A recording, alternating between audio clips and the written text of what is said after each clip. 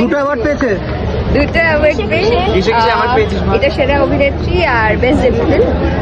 তো সত্যি প্রথম বছর যখন এসেছিলাম তখন আমি জানতাম না, নমিনেশন ছিলাম না। তো এবার মনে হচ্ছে দুটো অ্যাওয়ার্ড একসাথে পেয়ে গেছি। ইয়েস, খুব খুব আর ডেফিনেটলি মন দিয়ে কাজ করাটা ফার্স্ট মানে প্রায়োরিটিতে থাকা দরকার। বাট সেকেন্ডলি হচ্ছে যে এইটা পেয়েছি, এগুলো তো ডেফিনেটলি মানে অ্যাওয়ার্ডটা খুব মোটিভেট করে কি আরও ভালো করে কাজ করতে চাই। তারপরে দর্শক ভালোবাসছে, সবাই ভালোবাসা দিচ্ছে।